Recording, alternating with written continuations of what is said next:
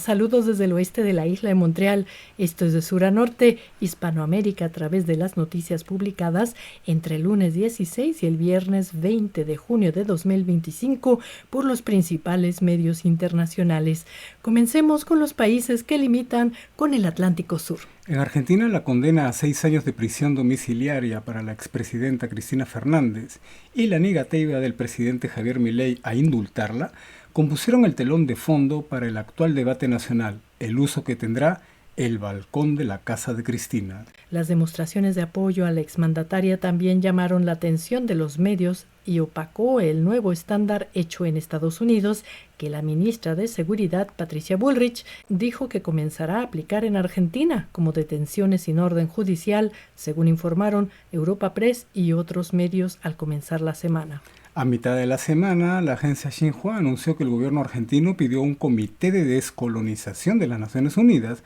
que presione al Reino Unido a reanudar las negociaciones sobre la soberanía de las Islas Malvinas. Xinhua también informó que los gobiernos brasileño y argentino flexibilizaron el comercio automotor entre sus países y Prensa Latina citó al Centro de Economía Política Argentina para afirmar que sigue cayendo el nivel de empleo en el país. En Uruguay, algunos medios, entre ellos Xinhua, se concentraron en una gresca carcelaria que desembocó en un incendio y donde hubo 4 muertos y varios policías heridos, como informó Ana Juanche, la directora del Instituto Nacional de Rehabilitación. Xinhua también informó que este año aumentó el flujo turístico hacia Uruguay con respecto al año anterior y que la mayoría de los turistas provienen de Argentina, la tierra de Borges y Charly García. Ahora subamos por los países mediterráneos. En Paraguay, el ministro de Industria y Comercio, Javier Jiménez, informó en la semana que sigue esperando que el gobierno brasileño le explique por qué los espiaron durante las negociaciones de las tarifas de la hidroeléctrica binacional Itaipú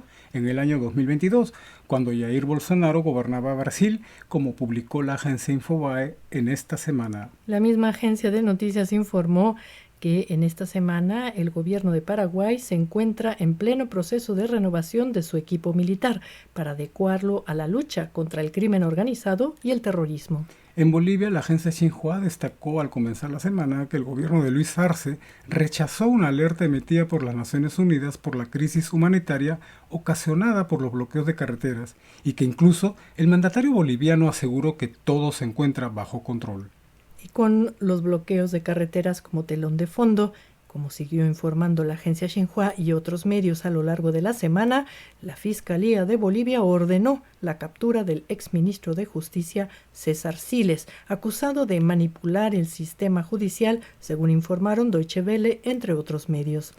Finalmente, CNN informó que las autoridades bolivianas están investigando a unos 40 dirigentes seguidores del expresidente Evo Morales por su presunta relación con los actos de violencia de la semana pasada, como dijo el ministro de Gobierno Roberto Ríos. Recorramos ahora la costa del Pacífico, donde esta semana el viento sopló fuerte desde el sur y llevó fuertes lluvias al sur chileno desde el principio de la semana, según informaron medios como Infobae. La agencia Xinhua, por su parte, destacó en la semana que el Centro Nacional de Inteligencia Artificial de Chile, CENIA, con la colaboración de más de 32 instituciones de América Latina y el Caribe, trabaja para preservar las lenguas originarias y extender este esfuerzo a toda la región. Xinhua explicó que LATAM GPT es el primer modelo de lenguaje desarrollado en América Latina y cuya primera versión experimental será presentada en septiembre de este año para construir una inteligencia artificial con perspectiva latinoamericana, entrenada con textos, documentos y datos provenientes de la región. Finalmente, Infobae dio cuenta del concejal de Puerto Varas, al sur de Chile, quien pidió licencia médica para ir a cantar a un concurso de música y ahora integra una creciente lista de funcionarios chilenos investigados por utilizar el esquema de una falsa licencia médica y por consiguiente por fraude al fisco. En el Perú, en un caso semejante, pero que involucra a la mandataria Dina Boluarte, el canciller Elmer Schaller y el abogado de la presidenta están tratando de explicar quién firmó y bajo qué condiciones los decretos gubernamentales mientras ella se encontraba en una clínica de cirugía estética, según informaron medios como Prensa Latina. A lo largo de la semana, agencias como Xinhua e Infobae destacaron los distintos aspectos del constante crecimiento de las exportaciones peruanas, país que cuenta con las mayores reservas de plata del mundo, según el último reporte del Servicio Geológico de Estados Unidos, citado por Infobae, agencia que también indicó que Perú se encuentra bien posicionado como el primer exportador de frutas de Sudamérica.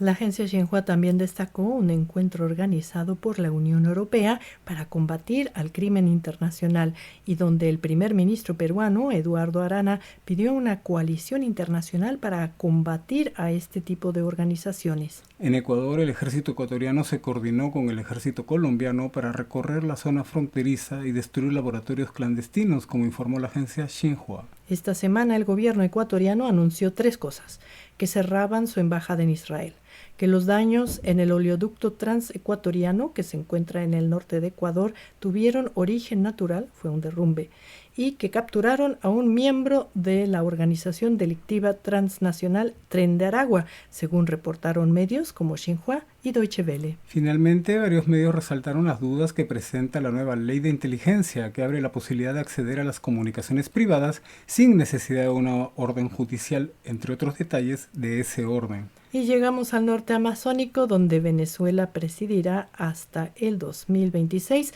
un alto consejo de gobierno de la Organización de Países Exportadores de Petróleo, la OPEP, como informó la agencia Xinhua. Xinhua también informó que el ministro de Defensa de Venezuela, Vladimir Padrino López, anunció la captura de una embarcación extranjera que realizaba actividades científicas sin autorización en aguas de jurisdicción venezolana. La misma agencia dijo que los familiares de los ciudadanos venezolanos detenidos en El Salvador denunciaron ante las Naciones Unidas lo que calificaron como desapariciones forzosas y graves violaciones a los derechos fundamentales cometidas por Estados Unidos. Finalmente, Prensa Latina dijo que esta semana llegaron otros 252 venezolanos desde México deportados de Estados Unidos. El medio agregó que de enero hasta la fecha van más de 6.000 venezolanos que han tenido que regresar de esta manera al país. En Colombia, los medios siguieron el estado crítico en el que aún se encuentra Miguel Uribe Turbay, político que sufriera un atentado la semana pasada. Xinhua resaltó que una empresa china encargada de la construcción del metro de Bogotá entregó un donativo de libros al Instituto Confucio en la Universidad de los Andes. El gerente ejecutivo del consorcio, Ding Wen,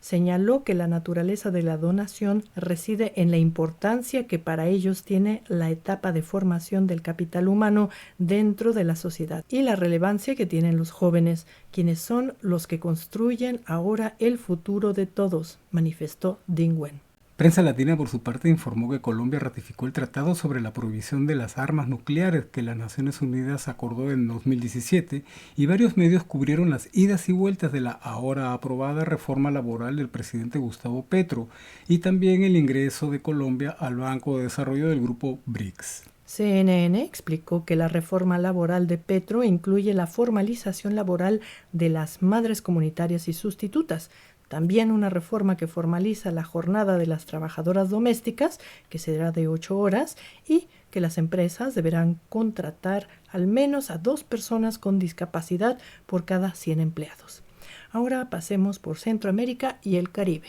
En Panamá, Prensa Latina destacó que el Aeropuerto Internacional de Tocumen, en Panamá, movilizó entre enero y mayo de este año más de 8 millones de pasajeros, y Deutsche Welle informó que aún no existen planes sobre la reapertura de una mina de cobre con capitales canadienses que había cerrado por presión popular.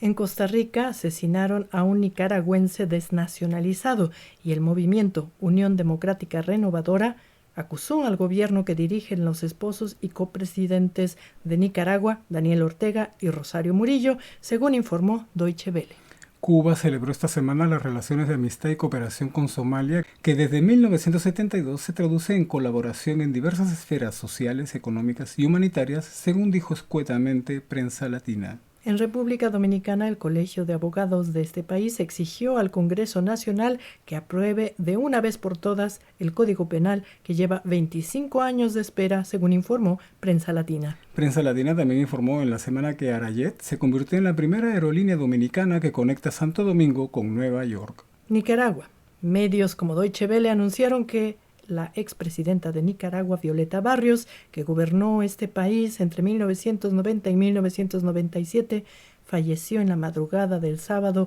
a los 95 años de edad en Costa Rica. En Honduras, las autoridades siguen encontrando arbustos de coca, como viene informando Prensa Latina a través de diversas notas. El deterioro de la libertad de prensa en El Salvador ha llamado la atención de organizaciones como la Sociedad Interamericana de Prensa, según comentó Infobae esta semana. CNN, por su parte, siguió el caso del periodista salvadoreño Mario Guevara, detenido por las autoridades migratorias mientras cubría incidentes en Estados Unidos. Deutsche Welle informó que los abogados de la abogada y activista de derechos humanos Ruth López, detenida en mayo, apelaron este miércoles la detención provisional dictada por un tribunal salvadoreño. Finalmente, Prensa Latina citó a una encuesta de la Universidad Centroamericana donde afirma que 6 de cada 10 salvadoreños temen criticar al presidente Nayib Bukele, que habrá consecuencias. En Guatemala, los trabajadores de la educación manifestaron su rechazo a lo que consideran un aumento salarial insuficiente, según informó Prensa Latina al comenzar la semana. Deutsche Welle reportó que el periodista José Rubén Zamora, crítico de la gestión de la Fiscalía encabezada por Consuelo Porras, sigue sin poder salir de prisión porque cada vez que el Poder Judicial ordena prisión domiciliaria, la Fiscalía abre un nuevo caso en su contra, como explicó el hijo del periodista. Finalmente, Prensa Latina informó que el ministro de Energía y Minas de Guatemala tuvo que cancelar el proceso de licencias de exploración y explotación de 10 proyectos por no informar a las comunidades de las localidades impactadas como estaba previsto. Y llegamos al norte. En México, el zoológico de Chapultepec no solo realiza esfuerzos por mantener vivos al lobo mexicano, el cóndor de California o el ojelote de Xochimilco, sino que colabora de manera fructífera con científicos chinos en la preservación del oso panda, como recordó esta semana la agencia Xinhua. Y con la atención de los medios puesta sobre la trayectoria de la tormenta Eric hacia las costas de Oaxaca, la presidenta de México, Claudia Sheinbaum, informó el miércoles que le propuso a Donald Trump realizar un acuerdo general sobre temas de seguridad, migración y comercio, como indicaron prácticamente todos los medios. Ese miércoles, las fuerzas de seguridad de México hallaron un túnel clandestino que une la ciudad fronteriza de Tijuana con la estadounidense de San Diego, según informó Deutsche Welle. La presidenta de México, Claudia Sheinbaum, también reflexionó sobre su participación en la reciente cumbre del G7, su encuentro con diversos mandatarios globales, y concluyó: algunos no quieren creer, les molesta, pero México es muy bien visto en todo el mundo, dijeron los medios que dijo. Al final de la semana, las autoridades mexicanas comenzaron a realizar el balance de los efectos del huracán Eric, que tocó Oaxaca el jueves, según reportaron varios medios. Finalmente, medios como CNN mencionaron el descubrimiento de una refinería clandestina en Veracruz, con 500,000 de barriles de crudo robados a los ductos nacionales, y la prensa canadiense citó un cable de AP para informar que una abogada del Chapo Guzmán salió electa juez en Chihuahua. ¡Ay, Chihuahua! Y finalizamos con el dato de la semana. En una ceremonia pública y frente a varias docenas de jefes de la nación Anishinabek, el primer ministro de Ontario, Doug Ford, pidió sus más sinceras disculpas por sugerir que las primeras naciones solo piden dinero, y explicó que a veces le gana la pasión cuando piensa en la prosperidad que pueden gozar sus hijos y sus nietos, según reportó la agencia canadiense CBC. Linda Debowski, jefe de la Asamblea Anishinabek, consideró sinceras las disculpas del jefe de gobierno de la provincia de Ontario y dijo que su nación ya no quiere seguir perpetuando este circo ni la desinformación y seguirán esperando respuestas a las dudas técnicas y legales que han presentado antes de autorizar licencias de explotación minera en su territorio. Y medios como CNN informaron que el Papa Leo XIV ha propuesto la necesidad de agregar un marco ético para la inteligencia artificial. Bueno amigos, esto fue de sur a norte desde la isla de Montreal, donde mañana se celebra el inicio del verano. Les deseamos una maravillosa semana y nos despedimos. Hasta la próxima.